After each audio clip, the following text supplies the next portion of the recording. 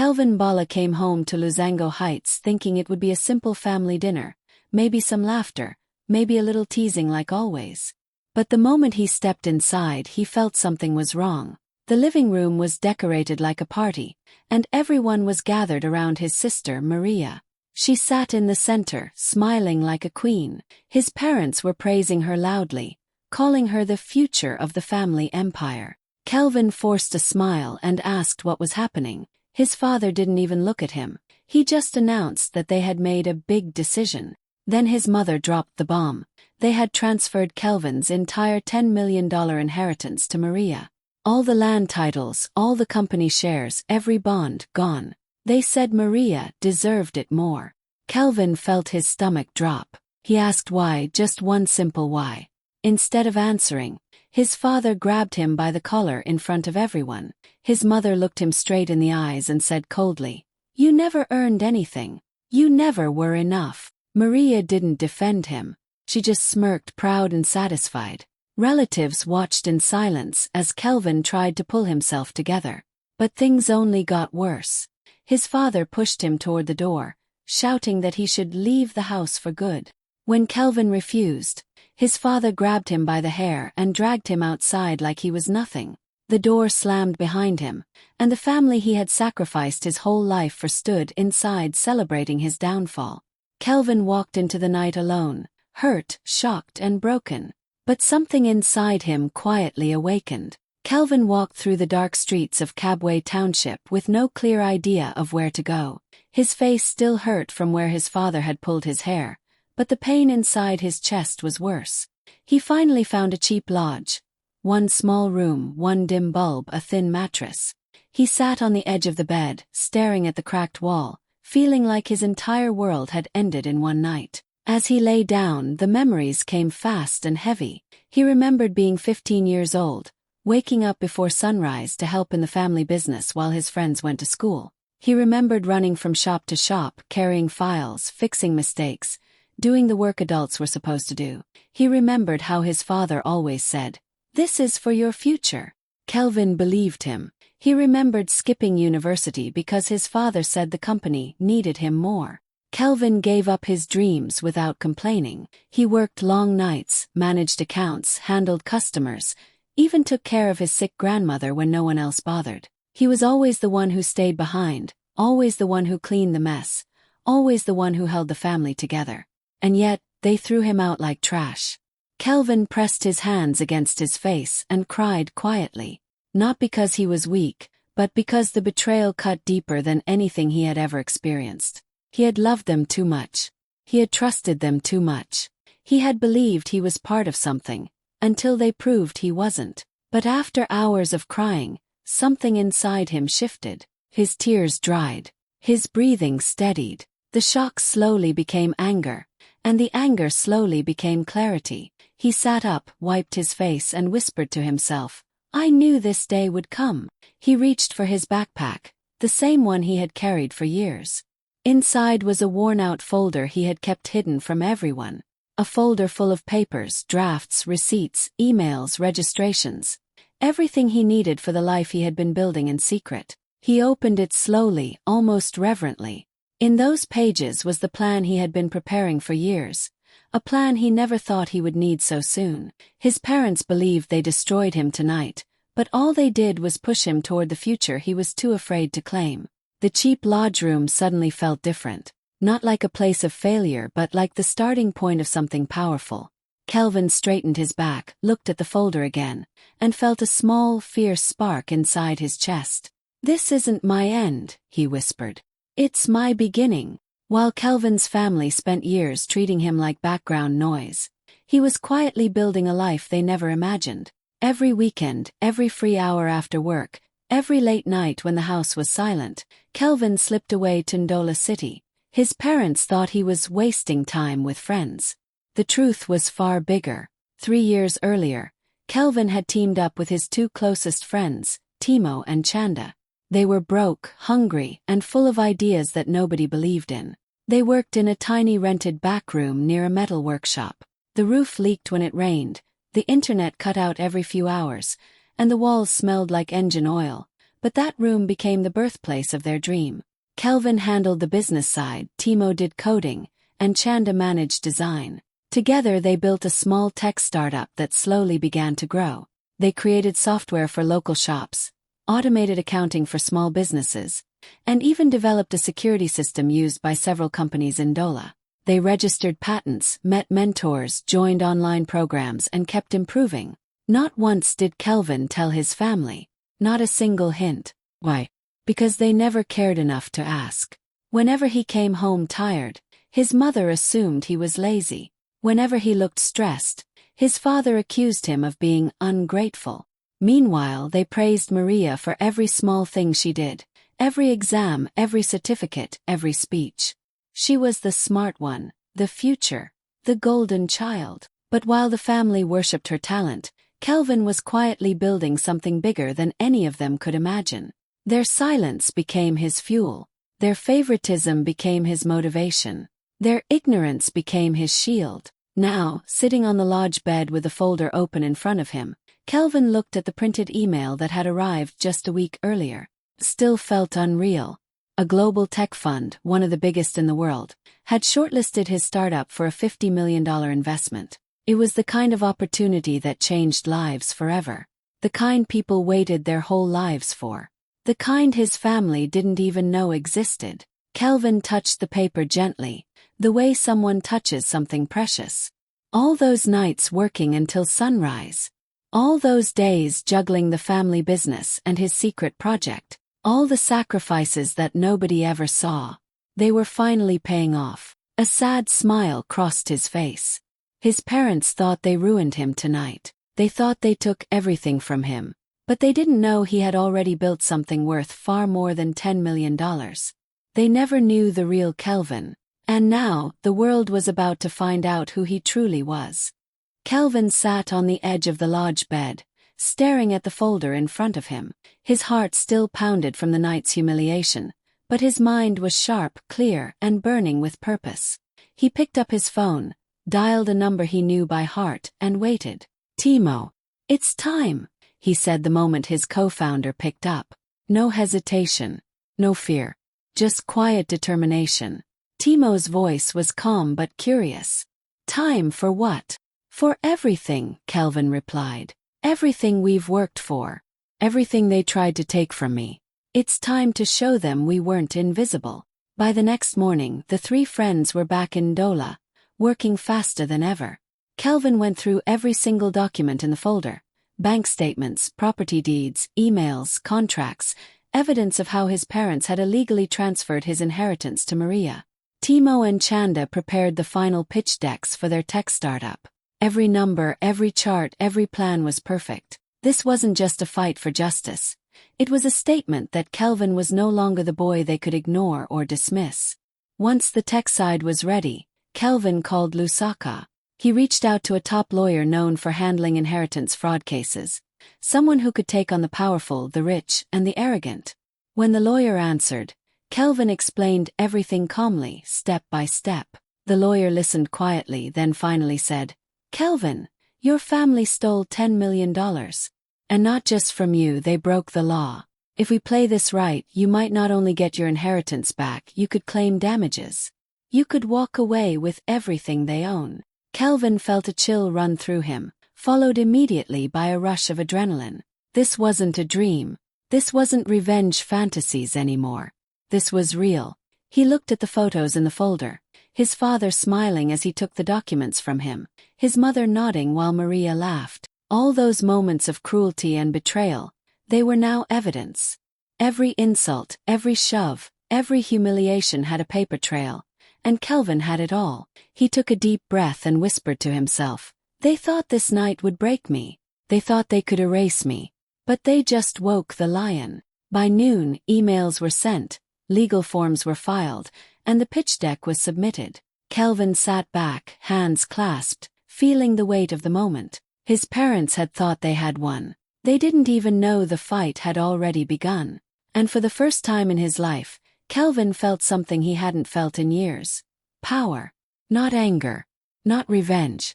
Power. Purpose. And the certainty that justice was on its side. Back at Luzango Heights, The house was alive with music, laughter, and the clinking of glasses. Kelvin's parents had thrown a celebration party for Maria, calling her the star of the family, the future of the empire. Every relative, neighbor, and family friend they could invite was there, all cheering, all praising her. Maria beamed like she had just won the lottery, soaking up every word, every smile, every congratulatory hug. Kelvin's father raised his glass high and boasted to the room, "Our daughter is the only one who ever had the brains, the drive, the sense to carry this family forward. Your brother, well, he's just dead weight." The words hung in the air like a dagger. The relatives laughed awkwardly, some glancing at each other, unsure whether to believe him or not. Kelvin's mother clutched Maria's hand, whispering how proud she was, how grateful she felt for Maria's intelligence and ambition.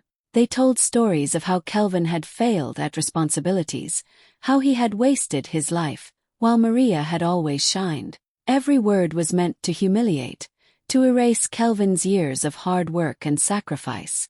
Maria smiled smugly at the attention. She felt untouchable, triumphant. She didn't suspect, that everything she had been celebrating was about to collapse.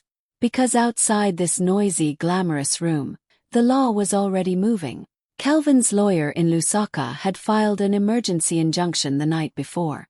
The documents had been submitted quietly, quickly, legally, and ruthlessly. By the time Maria's party ended, everything, bank accounts, land titles, the family mansion, even the cars, was frozen. Every asset the parents and Maria thought they had claimed was now under legal hold. Kelvin's parents, in all their arrogance, had never imagined that the boy they dragged out, humiliated, and ignored had a weapon far more powerful than their wealth, foresight, patience, and the law. They thought they had crushed him. They didn't know he had been 3 steps ahead the entire time. In that moment, while laughter and congratulations echoed through the rooms, the invisible hand of justice was already tightening around Lusango Heights. Every proud word, every boastful cheer, every smug smile was now built on sand. Maria and the parents were celebrating too early. They had no idea the game had already changed, and the boy they had thrown out like trash was about to take everything back, and then some. Just after sunrise, while the mansion was still quiet and the celebration leftovers sat on tables, a loud knock echoed through Lusango Heights. It wasn't the soft knock of a visitor. It was firm, official, and impossible to ignore. Kelvin's father opened the door, annoyed, expecting a neighbor or a worker. Instead he froze. Police officers, legal marshals, government officials, all standing in a straight line. "Mr. Mbala," one of them said, "we are here to execute a court order." Before he could respond, they stepped inside with authority. The calm, controlled chaos that followed felt like a nightmare the family couldn't wake from. Officers walked toward the garage, placing seals on every car. Marshals moved through the house, handing over documents, tagging furniture, and listing assets. Bank accounts were frozen. The business licenses were suspended. Land titles were locked. Everything they bragged about last night, gone in a single morning. Maria stumbled out of her room, still in her silk robe, her hair messy from sleep. "What's happening? Why are they touching my car?" she shouted, her voice trembling. She watched as her luxury SUV was sealed with a red sticker. It didn't belong to her anymore. Not legally. Kelvin's mother clutched her chest, tears spilling down her cheeks. She tried to ask questions, but her voice broke before the words could come out. The woman who proudly said Kelvin never deserved anything, now stood shaking, unable to process that everything she thought belonged to her daughter was slipping away. Kelvin's father exploded with rage. "This is a mistake. You can't freeze my property. Who approved this?" His voice echoed, but the officers didn't flinch. One marshal calmly handed him a thick envelope. "Your son, Kelvin Bala, has filed a legal claim for misappropriation of inheritance, fraud, and physical abuse. This freeze is valid until the court resolves the case." The room went silent. Kelvin's father's face turned red, then pale. His hands shook as he tore the envelope open. Inside were documents, detailed, organized, undeniable. Evidence of the illegal transfer of the $10 million inheritance. Records of favoritism. Statements from witnesses. even photos of the previous night's assault. Maria's knees buckled. Kelvin did this. Kelvin, she whispered, as if the name suddenly belonged to someone powerful, someone terrifying. Kelvin's mother sank to the floor, sobbing. All the arrogance, all the pride, all the cruelty, they melted away into fear. The officers finished their job and walked out, leaving the mansion in shocked silence. The family finally understood. Kelvin wasn't the weak one. He wasn't the forgotten child. He was the storm they never saw coming. The afternoon sun hit the gates of Lusango Heights when a black SUV rolled up quietly. The security guards stepped aside without question. Kelvin's name was now on every legal document tied to the property. The doors opened, and Kelvin stepped out, dressed cleanly, standing tall, his expression calm but unreadable. Beside him were 2 lawyers in sharp suits and 2 security officers who carried themselves with authority. This was not the broken boy dragged out by his hair. This was a man returning with power. The moment Kelvin walked toward the mansion, his father burst out of the door, shouting angrily, "How dare you come here after what you did? This is still my house." One of the security officers immediately stepped between them. "Sir, please maintain a distance. Do not approach Mr. Kelvin." Hearing Mr. Kelvin made his father go silent for a second. Stung.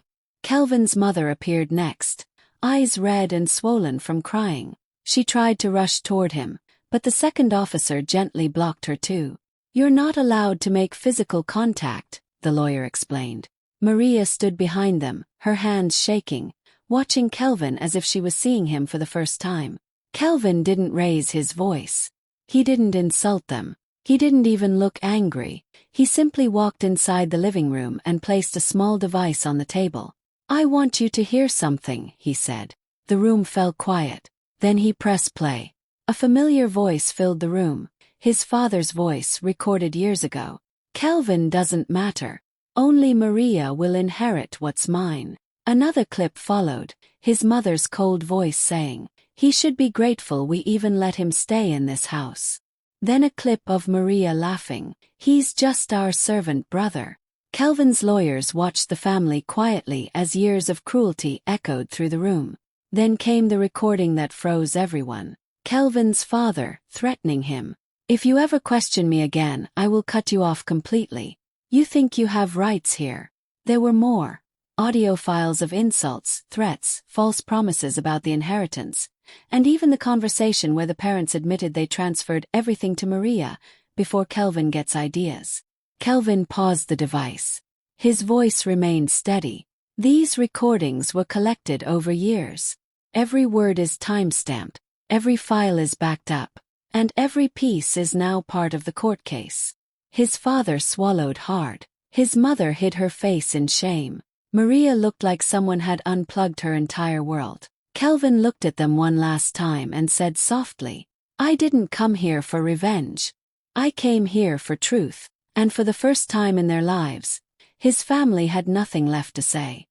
The courtroom was packed the morning of the hearing. Reporters whispered, relatives filled the back seats, and curious strangers stood along the walls. At the center of it all sat Kelvin, calm, focused, his lawyers beside him like a shield. Across the room sat his parents and Maria, looking smaller than ever. When the judge walked in, the room went silent. The case began with Maria's lawyer trying to paint her as innocent. She pretended to cry softly, wiping imaginary tears. "I didn't know," she said in a trembling voice. "I thought my parents were doing what was right." Kelvin always misunderstood things. But the judge wasn't impressed. The act was too perfect, too practiced. Then it was Kelvin's turn. His lawyer stood up and began placing documents one by one on the table. Original copies, notarized files, old signatures, official letters. Kelvin watched as the truth he had carried alone for years was finally exposed in front of everyone. The most shocking moment came when Kelvin lifted a folded paper from his file. "This," he said, handing it to the judge, "is the original inheritance document from my late grandfather." The judge scanned it slowly. It clearly stated the entire estate was meant for Kelvin. No conditions, no changes, no shared ownership. His grandfather had trusted him alone. Then Kelvin's lawyer placed a second document beside it, the altered version his parents used. The differences were obvious. Names changed, dates modified, signatures forged. It wasn't just betrayal, it was a crime. The judge leaned back in his chair, looking over his glasses at Kelvin's parents. "Do you deny altering the will?" Kelvin's father opened his mouth, but no words came out. His mother shook her head weakly. Maria stared at the floor, refusing to lift her eyes. The judge spoke slowly, clearly, and firmly, each word hitting like a hammer. "Based on the evidence presented, the $10 million inheritance is to be returned to Mr. Kelvin Mbala." Gasps filled the courtroom. "Maria Mbala receives nothing." Maria's hand flew to her mouth. Tears poured down real this time. "Mr. and Mrs. Mbala are fined for emotional and physical abuse, and for participating in inheritance fraud." Kelvin's parents broke. His mother began sobbing loudly, and his father looked like the floor had vanished beneath him. Finally, the judge delivered the last blow. Kelvin Mbala gains full legal control of the entire family estate, including the Lusango Heights mansion. The courtroom buzzed with shock. Kelvin didn't smile. He didn't gloat. He simply closed his eyes for a moment, a long, deep breath of freedom. After years of silence, humiliation, and pain, justice had finally spoken. And this time it spoke for him. A few days after the courtroom victory, Kelvin woke up to an email notification that made his heart stop for a second. He sat up slowly, rubbed his eyes, and opened the message. "Congratulations.